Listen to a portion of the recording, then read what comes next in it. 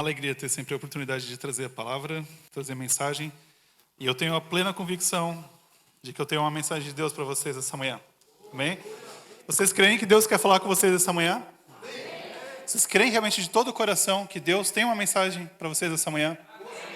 Amém?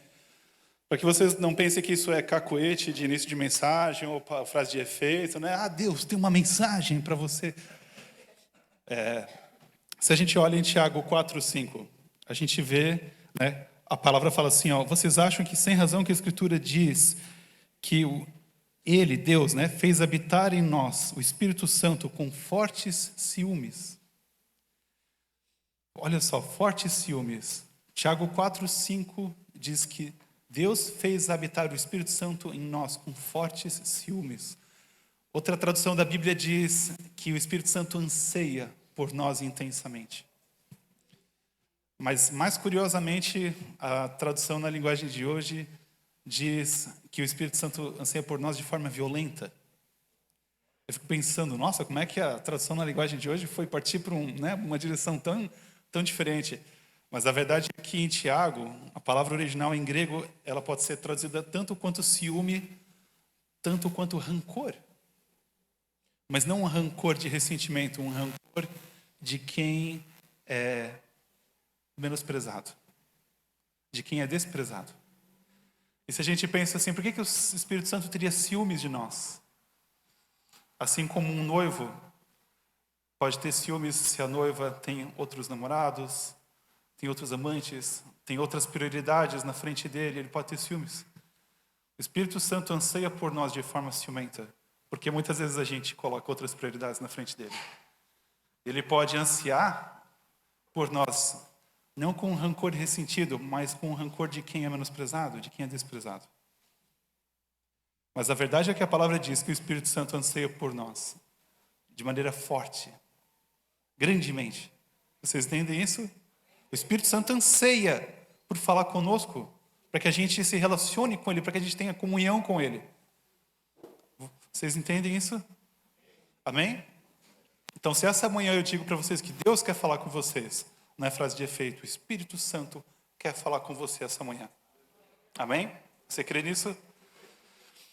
Se a gente olha a palavra em Hebreus 10:20 diz, né, por um novo e vivo caminho que Ele, Jesus, nos abriu por meio do véu, isso é, do seu corpo. Em Efésios 2:18 ainda diz, né, por meio dele, tanto nós como vocês temos acesso ao Pai, por um só Espírito. Deus fez aquilo que era impossível para nós, Ele abriu de novo o caminho. A palavra diz que o pecado faz separação, né, entre nós e Deus, mas Jesus abriu de novo esse caminho, certo? Jesus tornou possível de novo a gente poder buscar o Senhor, poder entrar na presença dEle. Mas se Deus fez aquilo que era impossível para a gente fazer, de ter o acesso de novo à presença do Pai, o que falta para nós? Porque o acesso está livre. O Espírito Santo está ansiando por nós. Não tem nada mais que impeça. O preço já foi pago. Amém? O véu se rasgou. Nós temos acesso à presença do Pai e o Espírito Santo está ansiando. O que ainda falta? Por que muitas vezes a gente não vê, sabe, o mover de Deus claramente na nossa vida, assim, a mão de Deus poderosa agindo?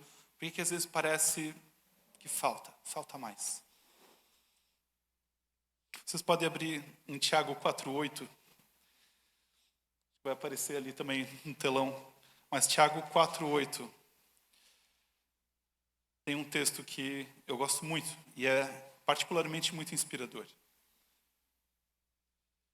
Tiago 4:8 fala assim, aproximem-se de Deus e Ele se aproximará de vocês. Pecadores, limpem as mãos e vocês que têm a mente dividida, purifiquem o coração. Vamos ler juntos mais uma vez o comecinho desse versículo, vamos lá? Aproximem-se de Deus e Ele se aproximará de vocês. Mais uma vez para afirmar, aproximem-se de Deus e Ele se aproximará de vocês. Amém? A questão é, quem se aproxima primeiro? Nós. Nós nos aproximamos primeiro. Ele abriu o caminho, mas Ele espera que a gente venha até Ele. Essa relação não é unilateral, não é Ele fazendo tudo. Ele abriu o caminho, Ele pagou o preço. Nós temos acesso à presença do Pai. O Espírito Santo anseia para que a gente venha até Ele. Mas a palavra claramente fala, a gente se aproxima de Deus e Ele se aproxima de nós. Amém? Mas mesmo assim, ainda assim, muitas vezes a gente encontra a nossa vida meio vazia, meio fria, meio aquela água parada, sem agitação, rasa. Se não existe mais impedimento para nós, por que muitas vezes a nossa vida se encontra assim?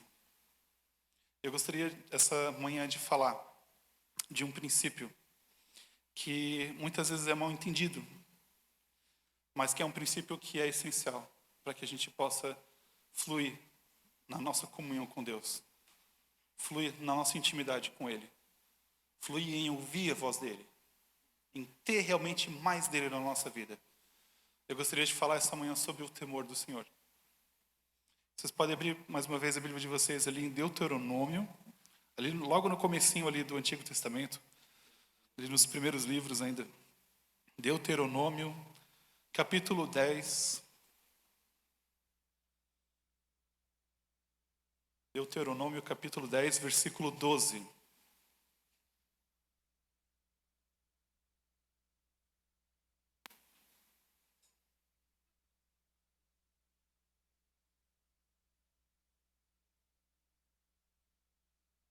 Vocês conseguiram achar?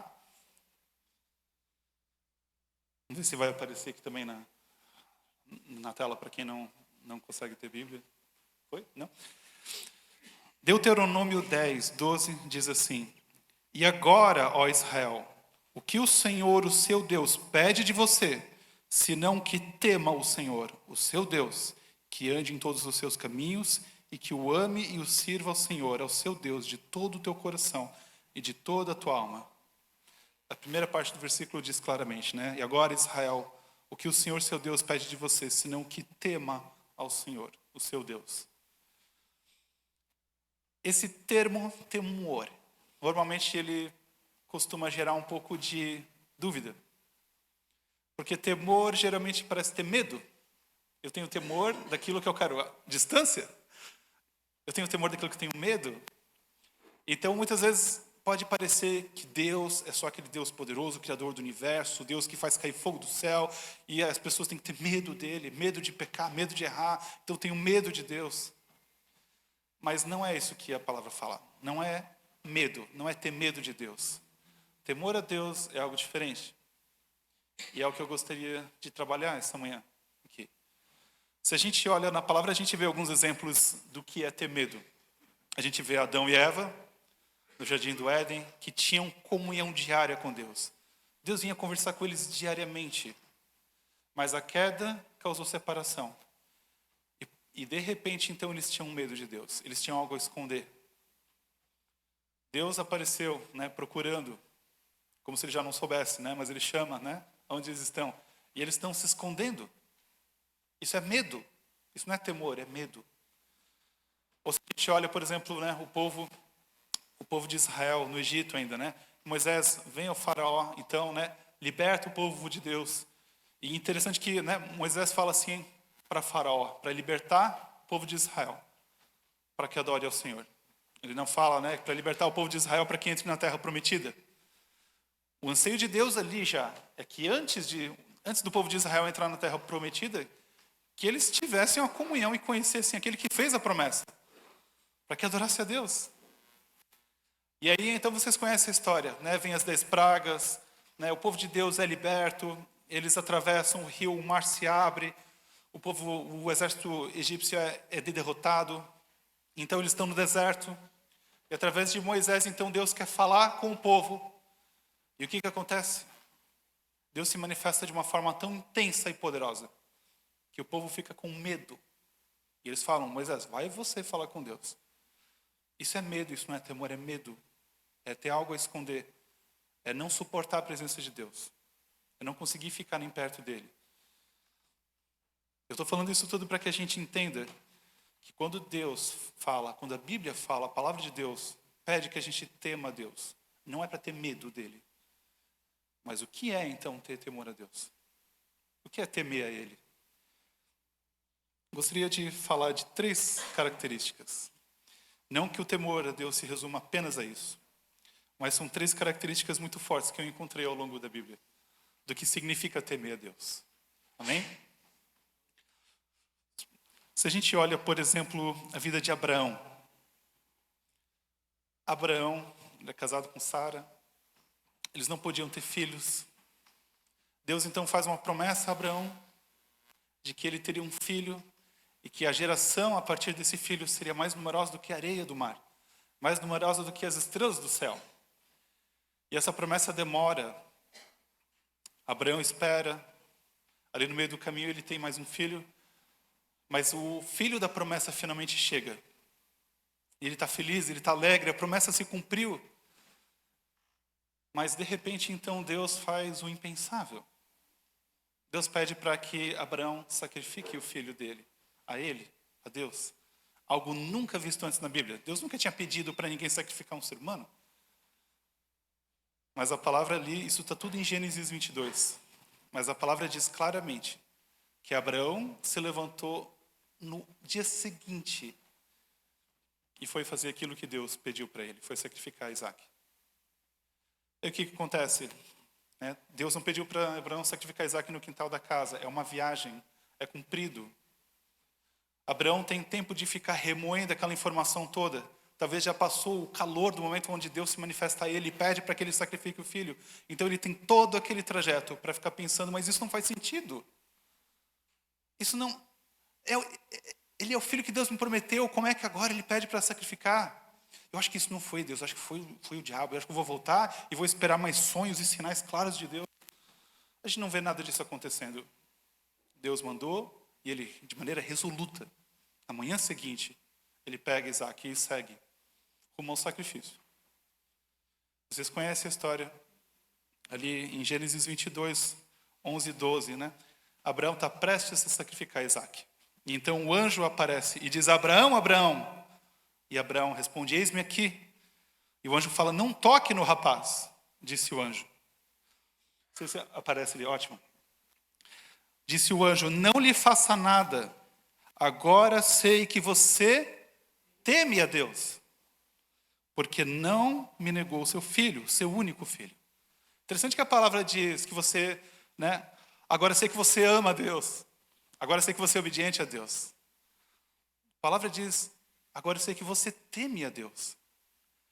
E essa eu vejo não só por esse texto, mas eu tomei esse texto porque ele é muito claro, o objetivo. Como uma das características muito fortes de temer a Deus é obedecer a Ele. Se eu temo a Deus de todo o meu coração, eu obedeço a Ele incondicionalmente. Olhando toda essa história de Abraão, eu vejo que temer a Deus é obedecer a Deus imediatamente, é obedecer a Deus mesmo sem entender o que está acontecendo, é obedecer a Deus mesmo que doa, e obedecer a Deus mesmo que eu não veja o benefício disso. Abraão foi imediatamente na manhã seguinte. Quantas vezes, e eu até me incluo nisso em alguns momentos da minha vida, mas quantas vezes a gente está ali falando, faz tempo aí que Deus está me pedindo para fazer tal coisa, nossa, faz tempo já que Deus está me pedindo para parar com isso e aquilo, uma hora eu paro, quase como assim, achando engraçado a falta de temor, de não obedecer Ele imediatamente. Obedecer a Deus mesmo sem entender, mesmo que doa, mesmo sem ver benefício. Quantas decisões eu já tomei em obediência a Deus que não me trouxeram nenhum lucro, pelo menos imediato. E que eu não tinha entendimento do que ia acontecer. Vocês notem que Deus não revelou nenhum plano do que ia acontecer com aquele sacrifício. Ele simplesmente mandou algo racionalmente incompreensível. Deus simplesmente mandou Abraão fazer aquele sacrifício. E Abraão nem questionou. Se daria outro filho, qual que seria o resultado daquilo, para que aquilo, não fazia sentido nenhum. Abraão não questiona, ele simplesmente obedece, incondicionalmente. Isso é uma face do temor a Deus. É obediência. Tem um outro texto que fala ali, que do Salmo 110, 10, fala assim, o temor do Senhor é o princípio da sabedoria. Todos que cumprem os seus preceitos revelam bom senso. temor do Senhor é cumprir os preceitos dele e obedecer a ele. Se eu temo a Deus, se no meu coração eu decido que eu quero temer a Deus, é impossível não obedecê-lo. Obedecê-lo incondicionalmente, obedecê-lo imediatamente, sem questionar, sem calcular o dano, sem calcular a perda, sem calcular o quanto isso vai me custar, ou o quanto isso faz sentido. Amém, queridos? Temer a Deus é obediência. Amém? Amém. Uma outra face que eu percebo, é uma característica forte da obediência, é odiar o pecado. Da obediência não, vocês me perdoem, do temor. De temer a Deus, uma face muito importante de temer a Deus é odiar o pecado. Vocês podem abrir em Provérbios 8:13. Provérbios capítulo 8, versículo 13.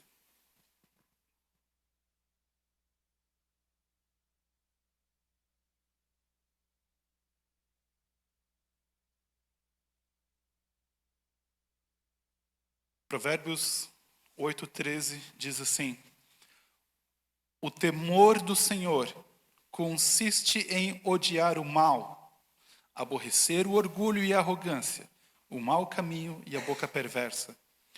Principalmente a primeira parte ali de Provérbios 8:13. Vamos ler juntos para isso ficar gravado no nosso coração. O temor do Senhor consiste em odiar o mal. O temor do Senhor consiste em odiar o pecado, em odiar aquilo que Deus odeia. Isso pode parecer meio óbvio, mas na realidade, muitas vezes não é bem assim. E isso se torna um grande impedimento para que a gente realmente viva uma vida mais profunda com o Senhor. Não sei se alguns de vocês aqui lembram, mas na década de 80 tinha um televangelista, um pregador que talvez, para não dizer famoso, vamos dizer assim, o mais popular da sua época. Um televangelista chamado Jim Bakker. Ele foi muito famoso na época dele. O programa dele de TV passava em mais de 100 países, em mais de 100 idiomas. O mundo inteiro conhecia. Ele era, assim, depois do Billy Graham, talvez assim, o pregador que mais se destacou naquela época dele. O mundo inteiro conhecia ele. Mas, infelizmente, não só a comunidade cristã acabou conhecendo ele, ele acabou se tornando conhecido mundialmente pelos escândalos de adultério e principalmente de fraude e desvio de dinheiro que o ministério dele acabou revelando. E o ministério dele caiu, ele foi condenado nos Estados Unidos, pagou 30 anos de prisão por fraude. Isso na década de 80. Hoje, ele é um homem livre, ele pagou a pena dele. E volta e meia, algum programa evangélico, né, de entrevista, esses estilos podcast. Às vezes chamam ele para falar, para dar o testemunho, para contar da história dele. Hoje ele é um senhor bem velhinho, com os cabelos bem brancos. Mas interessante que na entrevista dele, se vocês pesquisarem por Jim Bakker no YouTube, vai aparecer muito documentário sobre, né, a ascensão e a queda do ministério dele, mas vai aparecer vídeo dele de hoje, né, dele dando alguma entrevista ou falando com alguém. E na entrevista eles perguntam como é que foi esse período de 30 anos na cadeia. E esse Jim Bakker, ele fala que a prisão dele não foi o juízo de Deus na vida dele. Foi misericórdia.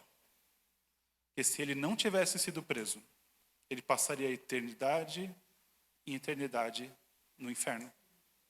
Mas na prisão ele teve a oportunidade de se arrepender, de se consertar com Deus.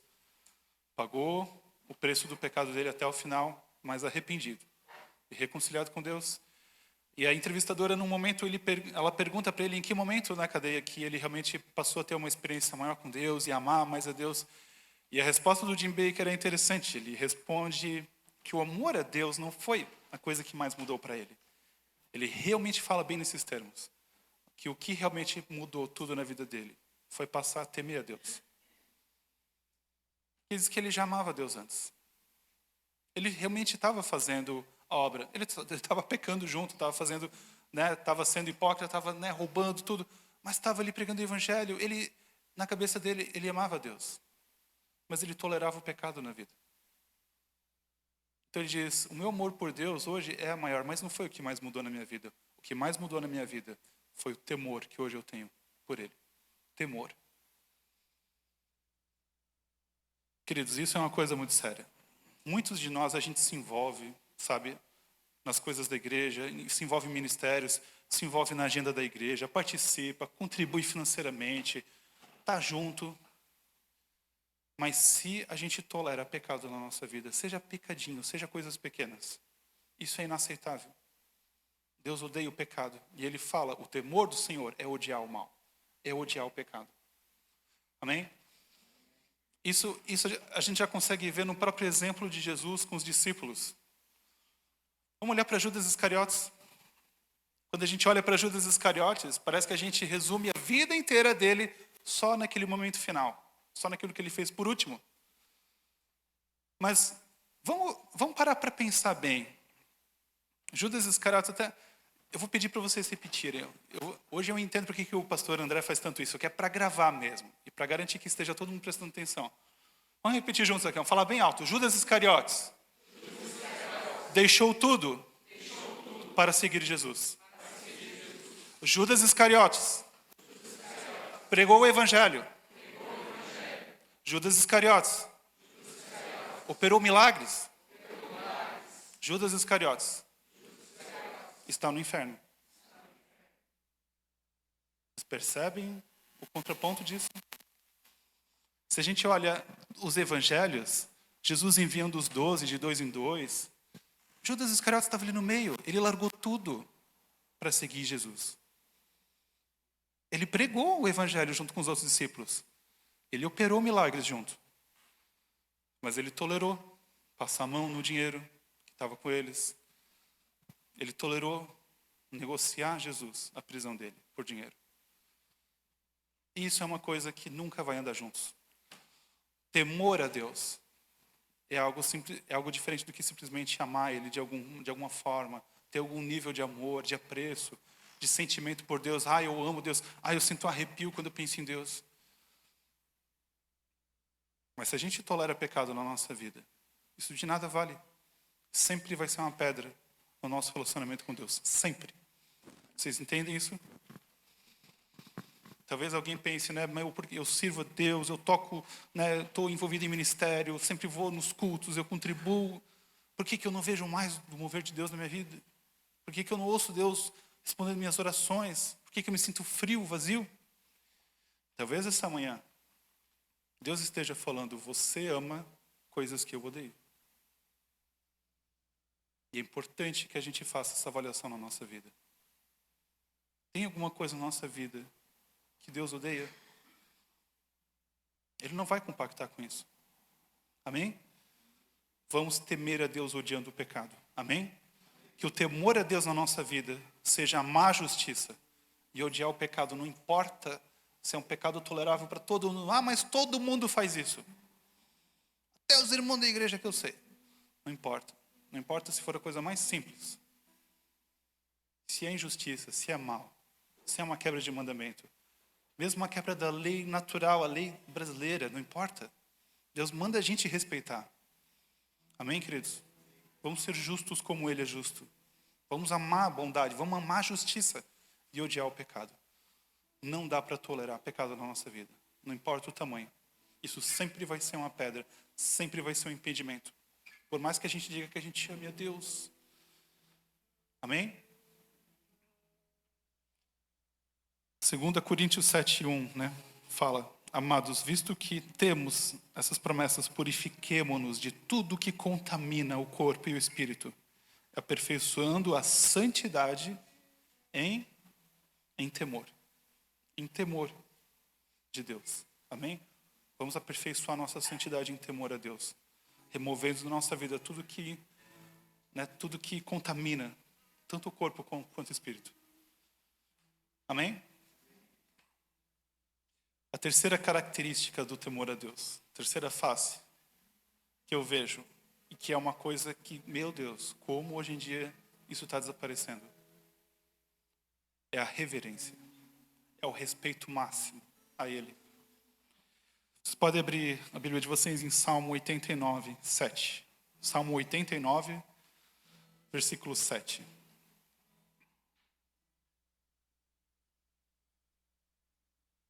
Salmo 89, versículo 7. A palavra fala, na Assembleia dos Santos, Deus é temível, mais do que todos os que o rodeiam. Essa é a versão da NVI. Quando diz que Deus é temível, quer dizer que Ele é digno de temor. Ele é digno do nosso temor a Ele. Mas se a NVI traduziu a segunda parte como, né, mais do que os que o rodeiam, né, nós não somos dignos de temor, Deus é. Mas a Almeida Revista e Corrigida, ela traduz a segunda parte como digno de ser reverenciado. Reverenciado. E reverência, queridos, é algo que tem se perdido muito hoje em dia. Se a gente olha a definição do que é reverência, ela significa veneração, respeito máximo. Eu sei que veneração é uma palavra que a gente talvez enxerga como algo negativo porque parece uma idolatria, uma religião estranha, uma coisa assim, né, de povos que veneram outros deuses. Mas nós podemos venerar ao Deus verdadeiro, ao nosso Deus, amém? E venerar Ele com respeito máximo. Muda a dinâmica como a gente se relaciona com Ele. Muda a forma como a gente serve Ele. Muda a forma como a gente busca Ele.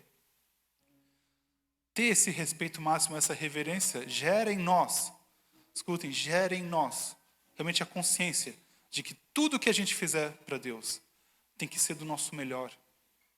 Tem que ser com todo o nosso coração. Com respeito, sabendo que é para Ele, é para Deus, é para o nosso Senhor. Se a gente olha os dias de hoje, a gente está muito acostumado a enxergar Deus só como Pai.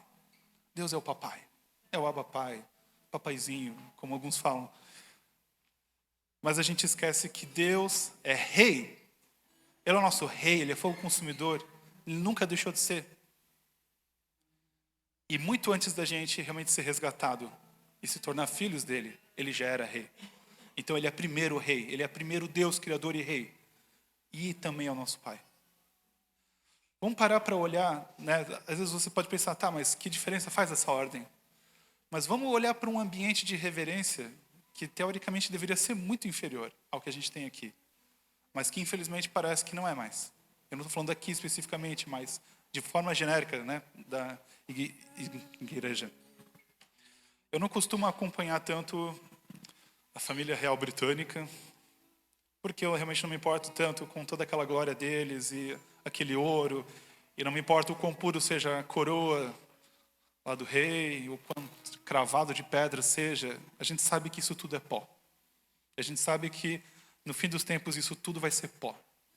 Então, toda a riqueza que eles têm, todo o ouro, toda a glória que eles têm lá na família real britânica, aquilo tudo é pó.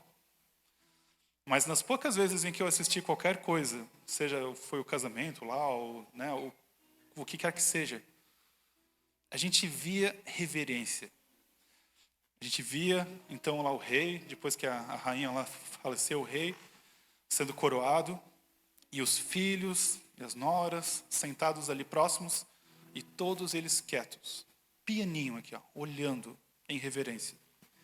Aí talvez alguém pode pensar, mas é o pai deles. Eles podiam estar lá conversando, podiam estar lá mexendo no celular. É o meu pai. Os outros têm que reverenciar, mas ele é meu pai. Eles podiam, talvez, pensar assim. Mas eles entendem que naquele momento ele é rei. Então eles prestam reverência a ele. Eles são os filhos deles. Eles são os filhos dele, mas eles estão ali sentados, quietos, olhando, não estão fazendo nada. Não estão ali se mexendo tudo, mexendo no celular. Eles estão em reverência ao rei. E a gente está falando de um ambiente carnal que não tem valor algum espiritual para a gente. E eu falo isso com temor porque hoje em dia parece que a gente só enxerga Deus como Pai. Mas a gente precisa entender que se a gente quer ter cultos mais marcados pela presença dEle, cultos assim cheios do mover de Deus, prestem atenção, cultos realmente assim que a gente sai daqui, cara, Deus falou, Deus moveu, eu senti. A gente precisa entender que Deus não vai se manifestar a presença dEle num ambiente onde Ele não é respeitado, onde Ele não é reverenciado. O Salmo aqui fala, na Assembleia dos Santos, Ele é digno de ser temido, Ele é digno de temor e de reverência. O que é a Assembleia dos Santos, senão nós aqui? Amém? Nós somos santificados pelo sangue de Jesus, amém? A Assembleia é o encontro, né? A nossa denominação é livre na Assembleia. A Assembleia é a reunião dos santos, amém? E ele é digno de ser temido e de ser reverenciado. E a gente precisa resgatar isso, a reverência. Porque, queridos, imagina que você quer conversar comigo. A gente está num lugar meio público, né? Você quer conversar comigo, né? A gente senta numa mesa, de frente um para o outro. E aí você começa a conversar comigo, mas eu começo a ficar inquieto e começo a me mexer para lá e para cá, e daqui a pouco eu começo a mexer no celular, aí daqui a pouco eu me viro e começo a falar com outra pessoa atrás de mim. Aí não vai demorar muito e você vai pensar, cara, não está nem aí para mim. Não está se importando muito que eu estou aqui querendo falar com ele. Vocês entendem? Não deveria ser assim, mas quantas vezes? Cara, o culto já começou. Seja a Lauriel, o Elton estão aqui na frente, sabe? Querendo realmente, assim, glorificar Deus, louvar Ele, falando, Deus, Tu és bem-vindo nesse lugar, nós Te adoramos. E parece que ao mesmo tempo que o louvor está começando, parece que ainda tem tanto aqui, ó, blá, blá, blá, blá, e barulho de cadeira arrastando. E gente rindo ainda e falando e falando. Eu lembro da época do Seu Valério, quando ele vinha, a primeira coisa que ele fazia era orar pelo culto. Ele chegava aqui, se ajoelhava e começava a orar pelo culto. E que nem aquela expressão, né, o exemplo que arrasta. Muitas vezes ele começava a contaminar também outras pessoas e isso já virava um círculo de oração. E, gente, eu não estou falando simplesmente para a gente entrar num molde, como talvez é lá na família real lá. Eu não estou falando de molde, eu estou falando de isso partir de dentro. Da gente já sair de casa com aquela reverência pensando, eu vou para o culto, eu vou cultuar a Deus, eu quero ouvir a voz dele. Isso implica em chegar no horário, isso implica em realmente assim, ó, né, dar um abraço no seu irmão, conversa com ele, mas quando o culto começa, coloca o teu coração nele, a tua mente nele, reverencia ele. Presta a reverência que ele merece. A gente não pode partir de uma época, de uma aliança que era inferior a essa, prestem atenção. Não é possível que a gente parta de uma aliança que é inferior a essa, onde eles tinham a reverência máxima na antiga aliança, dentro do templo de Salomão.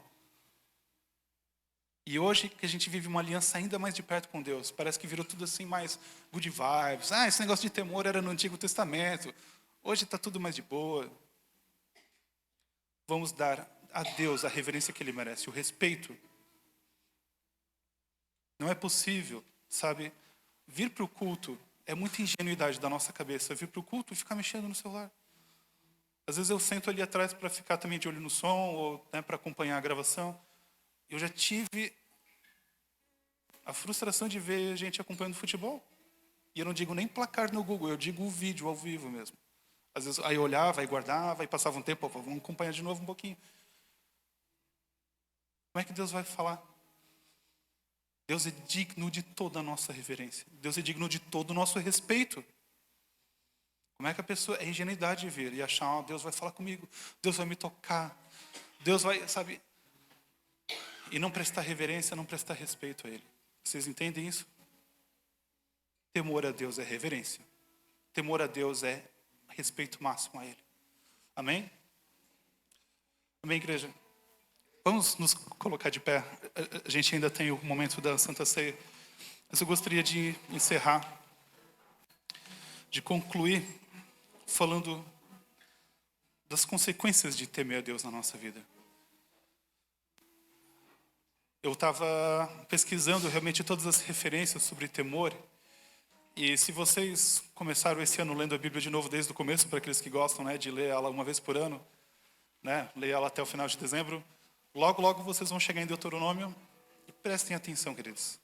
Deuteronômio parece que é o livro inteiro, Deus falando ao povo, tema o Senhor e ande nos caminhos dele. Tema o Senhor e ande nos caminhos dele. Tema o Senhor e ande nos caminhos dele. É o livro inteiro. Fala 2, 3 vezes sobre amar a Deus de todo o coração. Mas tem mais de 30 referências sobre temer a Deus, temor. Judas Iscariotes também amou a Deus, Jim Baker também amou a Deus.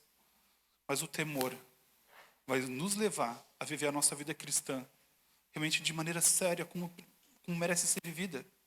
Sem brincadeira, sem tolerar pecado. Dedicando a Deus o respeito máximo que Ele merece. Amém? No Salmo 33, 18 fala que o Senhor protege aqueles que o temem. O Senhor protege aqueles que o temem. Salmo 37:7 também fala: o anjo do Senhor é sentinela ao redor daqueles que o temem. Mas tem ainda um salmo que para mim é o que mais me toca, que é o Salmo 25:14. Salmo 25:14 fala: o Senhor confia os seus segredos aos que o temem. Vocês entendem o que significa isso? Talvez alguma parte de vocês me conhece como o Lucas, que às vezes toca bateria e às vezes traz uma mensagem. Alguns de vocês aqui me conhecem desde criança, têm um pouco mais de intimidade comigo. Mas só a minha esposa me conhece. De a gente botar as crianças no final do dia na cama e ir para o quarto conversar, abrir o coração um para o outro e contar os segredos mais profundos do coração para o outro. Nenhum de vocês jamais vai me conhecer desse jeito. E Deus aqui está falando: o Senhor confia os seus segredos àqueles que o temem. Eu vou falar uma coisa: Deus nunca vai determinar qual que é o nosso nível de relacionamento com Ele. É sempre a gente que determina. É sempre a gente que determina até onde a gente vai chegar na presença dEle, na comunhão com Ele, em conhecê-lo melhor. Ele nunca vai botar limites na gente. Não tem essa de pessoas que já nasceram com a estrela cadente iluminando elas, como se todo o caminho da vida delas já fosse preparado para elas brilharem ministerialmente. Não, queridos. Até o pastor americano Paul Washer, ele costuma dizer que ele não gosta desse termo, tipo, um grande homem de Deus ali, grande mulher de Deus. Falou, não, são pessoas comuns que foram resgatadas da podridão do pecado, mas que decidiram andar de perto com o grande Deus. Vocês entendem isso? Pessoas comuns como eu e você, que foram resgatados da perdição eterna, mas que decidiram andar de perto com o grande Deus. E foram grandemente usados. Vocês entendem isso? Mais uma vez eu gostaria de ler o versículo que eu li no começo. Aproximem-se de Deus e Ele se aproximará de vocês. Vamos nos aproximar de Deus, buscando Ele de todo o coração, em temor. Amém? Em temor, obedecendo a Ele. Quando Deus te pede, querido, para deixar alguma coisa, para largar um pecado, para deixar uma prática, para fazer alguma coisa, mesmo que não faça sentido para ti, obedeça, querido. Obedeça a Ele. Tema ao Senhor, odiando o pecado, não tolera pecado na tua vida, querido, isso vai destruir você. Ele cresce, se torna pecadão depois. Não tolera pecado na tua vida, querido. E respeite ao Senhor. Entrega toda a tua veneração a Ele. Tudo que tu fizer, seja se for tocar aqui, seja se for servir nos ministérios, ou mesmo congregando apenas, faça isso com todo o teu coração, querido. Com todo o respeito que Ele merece. Merece muito mais do que qualquer rei terreno aqui nesse mundo. Ele é o Deus Todo-Poderoso, Criador dos céus e da terra, que sustenta o universo e que está disposto a se relacionar com a gente. Vamos nos lançar na presença dele. E que isso seja realmente esse desafio para a gente esse ano. Eu já defini esse ano, para mim, eu quero que seja o ano da busca, sabe? O ano da busca. Eu não defini um monte de metas, eu defini uma meta, o ano da busca. Eu quero mais, sabe? Mais águas profundas. Não quero mais água na canela, nem água na cintura, nem água no peito. Eu quero água profunda. Eu quero temer a Deus de todo o meu coração. E quero ouvir os segredos do coração de Deus. Abraão foi chamado de amigo de Deus. Depois que ele foi provado e que o anjo disse, agora eu sei que você teme a ele. Não demorou muito, Deus revelou a Abraão que ia destruir Sodoma e Gomorra. Abraão nem morava lá. Deus estava confiando os segredos do coração dele, planos dele para Abraão. E Abraão ainda pôde fazer parte disso tudo, intercedendo por Ló. Vocês entendem isso? Vamos nos lançar diante de Deus em temor, com todo o nosso coração. E se você, querido, em algum momento dessa mensagem se identificou com alguma coisa que você pensa é verdade, eu não tenho respeitado a Deus, dado a Ele toda a minha reverência. Eu tenho brincado com os pecadinhos pequenininhos aqui e ali. Ou talvez até pecadão, quem sabe? Ou se você sabe que Deus já está te pedindo algo faz tempo e você fica ali, um dia eu faço, ainda não tenho forças para fazer aquilo. Obedeça a Ele, querido. Se em algum momento você se identificou com alguma coisa dessa manhã, arrependa-te. Te arrepende no teu coração, pede perdão a Ele. Conserta. E toma isso como propósito da sua vida para esse ano. Amém? Vamos inclinar nossa cabeça. Senhor Deus e Pai, nós nos colocamos diante de Ti como Tua igreja, como os Teus filhos, mas também como Teus servos, porque Tu és nosso Senhor, Tu tens o senhorio sobre a nossa vida, nós somos Teus servos. E nós nos colocamos diante de Ti reconhecendo que nós precisamos de Ti desesperadamente, Pai. Tu és a nossa única esperança, a nossa única salvação, só Tu pode transformar as nossas vidas, Pai. E me colocando junto, nós como igreja queremos Te pedir perdão, Pai, por muitas vezes não Te obedecer, por não realmente odiar o pecado, Pai, por não Te dar a reverência, Senhor, por não Te temer. Nós queremos Te pedir perdão por muitas vezes entregar apenas algum amor por Ti, mas sem temor. Nós pedimos a Ti, Senhor, que o Senhor nos lave como igreja essa noite, que o Senhor nos lave e nos purifique dos nossos pecados essa manhã, Pai. E que o Teu Santo Espírito caia sobre nós, Pai, nos convencendo da necessidade da mudança, nos convencendo da necessidade de entrega cada vez mais profunda, nos convencendo da necessidade de temer a Ti com todo o nosso coração, Senhor. Pai, eu clamo a Ti, muda o nosso coração, Pai. Esse ano está só começando, mas esse ano pode ainda ser marcado pela Tua presença nas nossas vidas, por cultos cheios do mover de Deus, por cultos cheios, Pai, da Tua voz, do Teu tocar, da Tua transformação, de milagres, de testemunhos, de conversões. Nós cremos, Senhor. Mas por favor, Pai, pela Tua graça e misericórdia, nós não merecemos o Teu favor, mas pela Tua graça e misericórdia, pelo mérito do que Cristo conquistou na cruz, no nosso lugar, nós clamamos a Ti que o Senhor venha nas nossas vidas e nos transforme cada vez mais a Tua imagem, Senhor. Nos leva num lugar aos Teus pés, onde a gente Te tema com todo o nosso coração, Senhor, com toda a nossa alma e com todo o nosso entendimento, Pai. Ó Deus, por favor, nos livra de um cristianismo medíocre, Pai. Nos livra de brincar, Pai. Nos livra de fazer a coisa de qualquer jeito, Pai. Nos livra de Te servir, de Te buscar de qualquer jeito, Pai. Sem temor, sem reverência, sem respeito. Nos livra de brincar com aquilo que a gente não deve, Pai. Nos leva realmente a um lugar de temor a Ti, não de medo, mas de temor de ficar longe de Ti. Nos leva a um lugar, Senhor, onde a gente tenha temor de ficar afastado da Tua presença, Senhor. Nós clamamos a Ti, Pai, intercedemos a Ti essa noite com Tua igreja, Pai. Nos lava, nos limpa e nos purifica do nosso pecado, Pai. De todas as vezes em que a gente amou aquilo que o Senhor odiava, Pai. Por todas as vezes em que a gente realmente não se encontrou como alguém que Te teme. Mas eu clamo a Ti, Pai, que durante todo esse ano de 2025 a gente possa crescer em comunhão contigo. Que a gente possa realmente se lançar aos Teus pés, se aproximar de Ti em temor e realmente sentir o Senhor se aproximando de nós, como um amigo íntimo que conta os segredos no nosso coração. Nós clamamos a Ti, Senhor.